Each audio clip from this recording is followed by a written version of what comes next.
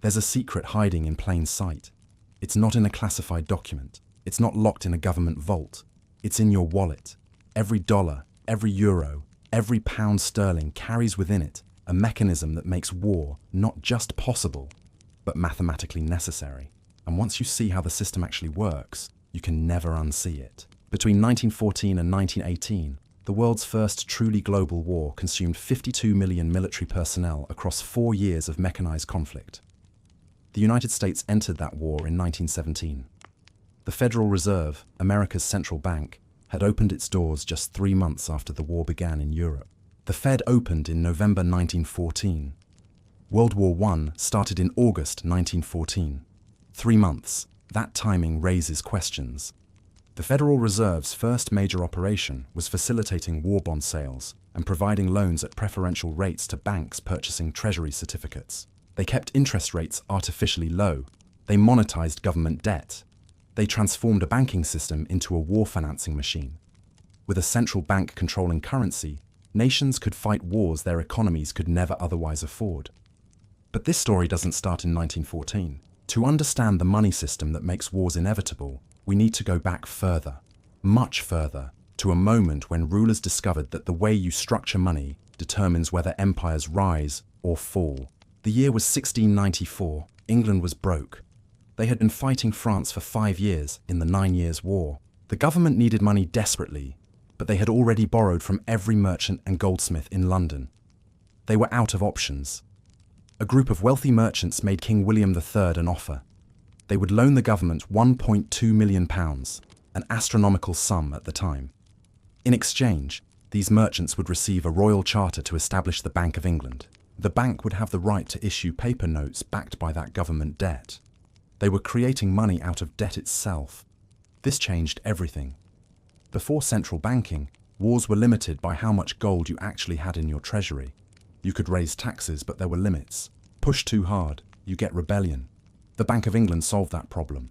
They created a system where government debt became the foundation of the money supply. The size of your war wasn't limited by your existing wealth. It was limited only by your ability to service debt. Between 1694 and 1815, Britain fought almost constantly. The War of Spanish Succession, the War of Austrian Succession, the 7 Years' War, the American Revolution, the Napoleonic Wars, 121 years.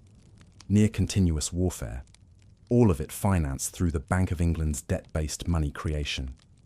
By the time Napoleon was defeated at Waterloo in 1815, Britain's national debt had grown to over 200% of GDP.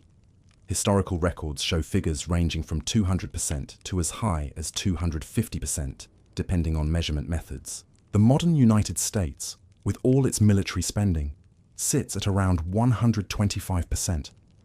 Britain had nearly doubled that figure, and they could only achieve this because the Bank of England kept creating money to buy government bonds. This is the template. This is the system that spread across the world. Central bank, government debt, money creation, war financing. The United States had resisted central banking for over a century. Thomas Jefferson warned about it. Andrew Jackson destroyed the Second Bank of the United States. Americans instinctively understood that consolidating monetary power was dangerous. But after a series of financial panics, particularly the crisis of 1907, the pressure became overwhelming. The Federal Reserve Act passed on December 23, 1913.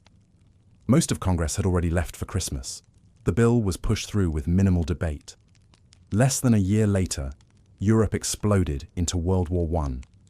The United States officially stayed neutral until 1917.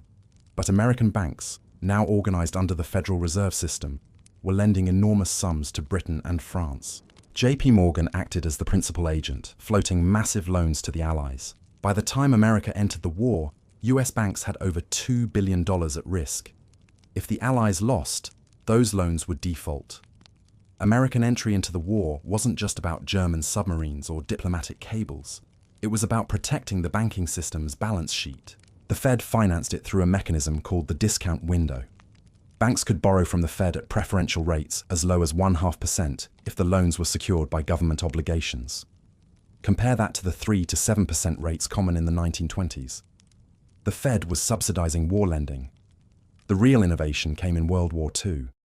By 1942, the Federal Reserve had perfected the system. They implemented what's called yield curve control. They pegged interest rates on short-term Treasury bills at 0.3% and capped long-term rates at 2.5%. This arrangement lasted until 1948, 3 years after the war ended. What this meant practically was the Fed stood ready to buy unlimited quantities of government bonds at those fixed prices. The Treasury could borrow essentially whatever it wanted, and the Federal Reserve would monetize the debt. This was direct money printing to fund warfare. Between 1940 and 1946, US federal debt exploded from around $51 billion to $260 billion. The Fed purchased substantial portions of it. This wasn't emergency policy that got abandoned afterward. This became the model for how modern governments finance everything. Every major military engagement since then, Korea, Vietnam, Iraq, Afghanistan, has been financed partly through Federal Reserve monetary expansion. The central bank creates money, the government borrows it, the military spends it. The cycle continues, but there's a deeper level to this system, and it involves oil. In 1971, President Nixon did something that changed global finance. He ended dollar convertibility to gold. For 27 years, since the end of World War II, the dollar had been backed by gold at $35 per ounce under the Bretton Woods system. But the US was running out of gold. The Vietnam War was expensive. The Great Society programs were expensive. Other countries were demanding gold for their dollars. The system was breaking. Nixon closed the gold window unilaterally. On August 15, 1971, the dollar became pure fiat currency. It was backed by nothing except government decree. This created an immediate problem. Why would anyone continue using dollars for international trade if they weren't backed by anything? The answer came in 1973 and 1974, and it involved oil and weapons.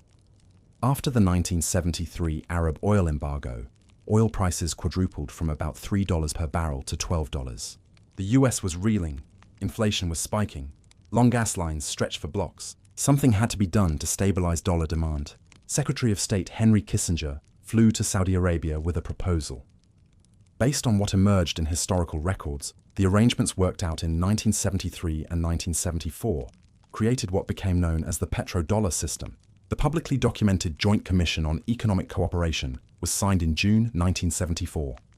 Research suggests there were also less formal understandings about oil pricing and recycling revenues. While no single written petrodollar pact requiring exclusive dollar pricing has been found in declassified documents, the practical result was clear. Saudi Arabia moved to price its oil exports in dollars. They invested substantial oil revenues in US Treasury securities. In exchange, the United States provided military protection, weapons sales, and guaranteed security for Saudi oil fields. By 1975, most OPEC nations followed similar patterns. This is the petrodollar system, and it changed everything. Every country on Earth needed dollars to buy energy. It didn't matter if you were trading with Japan, Europe, or South America. If you wanted oil, you needed dollars. This created automatic structural demand for US currency. The Federal Reserve could print dollars to finance government spending, including military spending, and export the inflation to the rest of the world, because global oil trade would absorb the excess dollars. The petrodollar system's maintenance appeared to involve both economic incentives and, potentially, military consequences. The US guaranteed security for Middle Eastern oil producers, but security from whom? The answer was anyone who threatened oil flows, or, observers noted, threatened to sell oil in currencies other than dollars. Consider the historical pattern. In the year 2000, Iraq under Saddam Hussein announced it would start selling oil in euros instead of dollars. By 2003, Iraq was invaded, Hussein was removed, and Iraqi oil sales returned to dollars. In 2011, Libya's Muammar Gaddafi was reportedly promoting alternatives to dollar-based oil trading, including discussion of a gold-backed currency. That same year, NATO intervened in Libya. Gaddafi was removed from power, and Libyan oil returned to dollar sales. These cases had multiple stated justifications, from weapons of mass destruction claims to humanitarian intervention. The actual motivations behind military interventions are complex and multi-layered. But for observers analyzing the petrodollar system, the correlation was striking. Whether these interventions were primarily motivated by dollar dominance concerns remains debated among economists and historians. What's undeniable is the pattern. Countries that moved away from dollar oil pricing faced military interventions. Countries that maintained dollar pricing received US military protection. This is how the money system makes war structurally embedded in global finance. Not because leaders are bloodthirsty, but because the structure of debt-based fiat currency, backed by oil, requires constant military readiness and periodic military action to maintain the system. After 2008, during the financial crisis, the Federal Reserve implemented quantitative easing.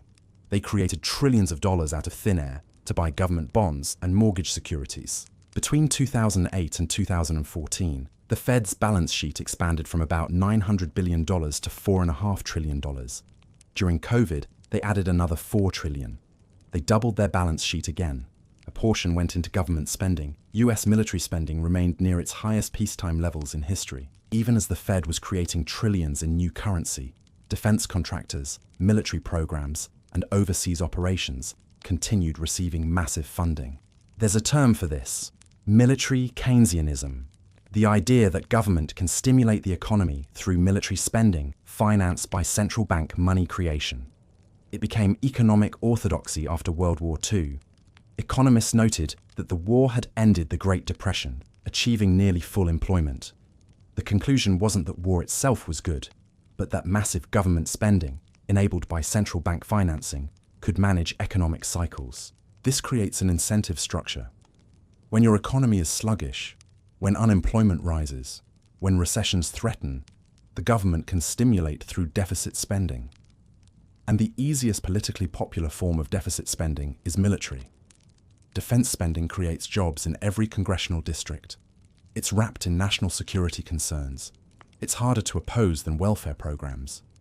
And it's consistently supported by both political parties. You get a system where economic problems are solved partly through military spending, which is financed by Federal Reserve, money creation, which requires maintaining global military dominance to enforce the petrodollar system, which generates the need for more military spending, a self-reinforcing cycle. This brings us to the second revelation. Debt-based fiat currency systems require perpetual growth. When the Federal Reserve creates money, it typically does so by purchasing assets, usually government bonds. But these assets are actually liabilities. They're debts. The government promises to repay them with interest. But where does the money to pay the interest come from? From new debt.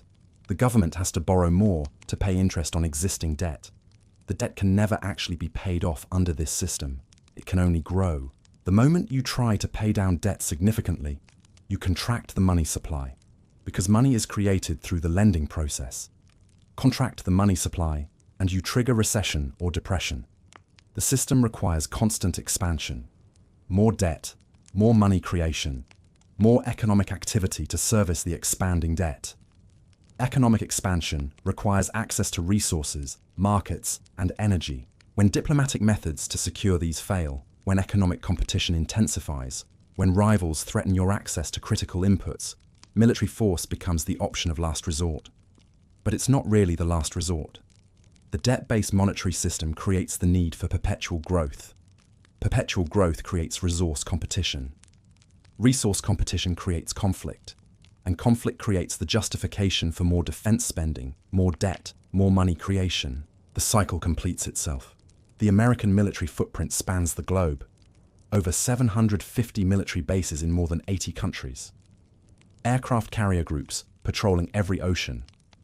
Defense spending exceeding the next 10 countries combined. This level of military dominance is required to maintain the dollar's role as global reserve currency, backed by oil priced in dollars. Consider what would happen if the petrodollar collapsed. If oil producers shifted to pricing in yuan or euros or a basket of currencies. Structural demand for dollars would plummet. The Fed couldn't export inflation anymore. The US government would face much higher borrowing costs. The Treasury market might collapse. The entire debt-based system that finances not just military operations, but Social Security, Medicare, government salaries, everything, would face an existential crisis. This is why challenges to dollar dominance are taken seriously. It's not abstract economics. It's survival of the existing financial structure. And that structure is based on the combination of central bank money creation and military enforcement of dollar hegemony. China is building an alternative to the debt dollar military system. They're using technology, the digital yuan, to create a payments architecture that doesn't require US dollar conversion. They're using Belt and Road debt to integrate economies into their system. They're avoiding direct military confrontation while undermining the financial foundations of US power. This creates a moment of acute risk. When an empire's financial system is threatened, history shows they don't typically accept decline gracefully. They double down. They use military force to maintain economic advantages. This is how debt-based monetary systems end, not with careful managed decline, but with conflict. The US national debt sits at approximately $36 trillion as of early 2026. Annual interest payments now exceed $1 trillion. That's more than the defense budget. The government is paying more just to service existing debt than it spends on the entire military. And those interest costs are rising as rates increase. Where does the money come from? More borrowing. The Treasury issues new bonds to pay interest on old bonds. And the only reason it works is because the Federal Reserve stands ready to buy bonds when private buyers won't. In 2020 and 2021, during the pandemic, the Fed bought 80% of new Treasury issuance. They were directly monetizing government debt on a scale that would make banana republics blush. Defense contractors, weapons manufacturers, military technology firms, they all get paid in dollars created through this system. Lockheed Martin, Raytheon, Boeing, Northrop Grumman. They're not just defense companies. They're economic stabilizers. They provide high-paying jobs across 50 states. They generate profits that flow to pension funds and retirement accounts. They're woven into the economic fabric. When someone proposes cutting military spending significantly, they're not just threatening security. They're threatening the economic model. Those defense contracts represent demand. They represent employment. They represent corporate profits that keep stock markets elevated. Cut them substantially, and you risk recession, which means more unemployment, which creates political pressure for stimulus, which leads to more deficit spending. Add the global dimension. The United States maintains military dominance, partly to enforce the petrodollar. But military dominance is expensive. It currently costs over $800 billion per year officially, probably over $1 trillion when you include veterans' benefits, nuclear weapons maintenance under the Department of Energy, and other scattered costs. That's 4% of GDP just for baseline military spending. If you reduce military spending, you risk losing the ability to enforce dollar dominance in oil markets. If you lose dollar dominance, structural demand for dollars drops. If structural demand drops, the Fed can't export inflation anymore, borrowing costs spike, and the debt becomes unsustainable. But if you maintain military spending at current levels, the debt keeps growing, which eventually also becomes unsustainable. There's no exit from this system that doesn't involve either massive economic restructuring or military conflict to maintain the status quo. That's the mathematical trap of debt-based monetary systems tied to military enforcement. The wars of the early 20th century, World War I and World War II, came at the end of the first era of industrial central banking. Nations had built debt-financed war machines. The system required expansion to service debt. Expansion created imperial competition. Competition became war. The wars were catastrophic enough to reshape the global financial system through Bretton Woods. We're now at the end of the Bretton Woods era. The post-1971 petrodollar system is eroding. China, Russia, and other nations are building alternatives. And the United States faces a choice. Accept managed decline of dollar dominance, which would require restructuring the entire economy away from debt-financed consumption and military spending, or use military force to prevent rivals from creating successful alternatives, which risks escalation to major power conflict. The money system doesn't just enable war, it makes war structurally necessary at key transition points. Because here's what the evidence shows.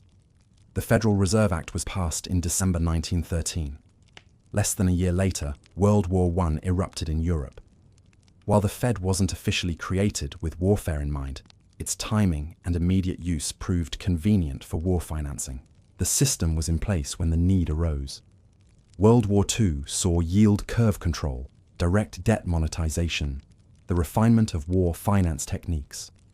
The Cold War created the military-industrial complex Eisenhower warned about, funded by deficit spending, enabled by Federal Reserve balance sheet expansion. The petrodollar system after 1971 created financial incentives that aligned with military force in oil-producing regions. And quantitative easing after 2008 demonstrated that central banks can create trillions to fund government priorities, including military operations. Every step in the evolution of modern money has been tied to war finance. Every major conflict has been enabled by monetary innovation. And every crisis in the monetary system has created pressure toward military action. But here's what should command attention. The second revelation. The system doesn't just make wars inevitable during transitions of monetary dominance, it makes perpetual low-level conflict necessary for normal operations. Since 2001, the United States has been in a state of continuous warfare. Afghanistan, Iraq, Syria, Libya, Yemen, Somalia, operations in dozens of other countries. 2 decades of constant military engagement. The standard explanation is terrorism, rogue states, humanitarian intervention, protecting allies. There's truth in all of that, but there's also a structural reason. The defense industry needs steady demand to maintain profitability. Military units need combat experience to maintain readiness. The intelligence apparatus needs active operations to justify budgets. And most critically, the dollar system needs visible demonstrations of military power to maintain credibility. If you're a small oil-producing nation, why do you price oil in dollars and park your reserves in US treasuries? Not because you love America, but because you understand what happens if you don't. That understanding is maintained through demonstration, through showing what happens to regimes that challenge the system, through visible military operations that remind everyone who has the most powerful military on Earth.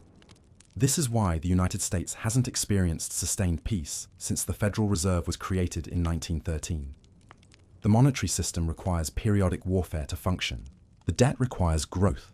Growth requires resource access. Resource access requires military guarantee. Military guarantee requires demonstration. Demonstration requires conflict. The financial sector directly profits from warfare. Defense contractors obviously benefit, but so do banks. War spending creates inflation. Inflation erodes the real value of debt, making it easier to service. War spending creates demand for loans, as governments borrow to finance operations. Banks make money on the spread between what they borrow from the Fed and what they lend to the government. Major banks have always supported military build-ups.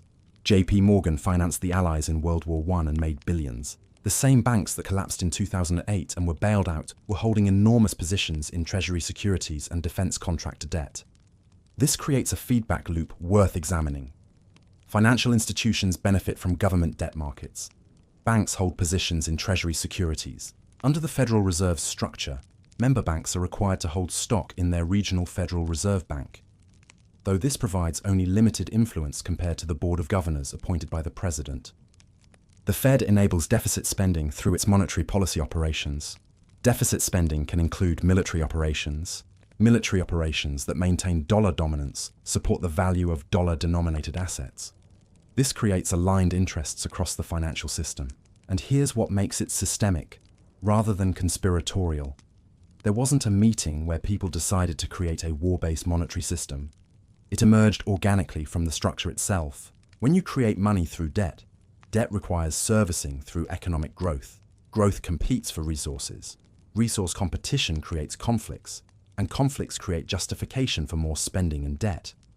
The system organizes itself around these dynamics without requiring intentional malice from participants. This isn't about suggesting that money systems operate through intentional harmful design by individuals. It's about understanding that the structural mechanics of debt-based fiat currency, backed by commodities and enforced by military capability, create certain pressures and incentives. Whether we call these inevitable or merely highly probable matters, less than understanding how they function. This was not just about central banking. This was not just about currency systems. This was about understanding that the way we create money determines how we organize power, how we relate to other nations, and whether we fight wars or find alternatives. And we still live within variations of this system today. Every dollar the Federal Reserve creates, every treasury bond sold, every military deployment to regions with strategic resources, every discussion of deterring rivals or maintaining alliances. These operate within structures built over centuries that connect debt creation, monetary expansion, and military capability. The system doesn't necessarily operate through harmful intentions from individual decision makers. Rather, it functions through structural incentives that can make certain outcomes more likely to function. When currency systems depend on commodity pricing, and commodity access depends on military presence, and military presence requires constant funding, and constant funding requires debt creation, and debt creation requires currency credibility, and currency credibility can be reinforced through military capability. You create reinforcing dynamics that are difficult to exit. Alternative structures are theoretically possible. Monetary architectures that don't require perpetual growth, resource control, or military backing could be designed differently. That's a conversation worth having, not whether this military action or that intervention was justified in isolation, but whether the financial structures that create systemic pressures toward conflict serve humanity's long-term interests. If you found this video valuable, consider subscribing, like the video, and share to people around you. Your support helps us to keep analyzing the hidden financial structures that shape warfare. Click the next video for another intriguing narrative. Thanks for watching.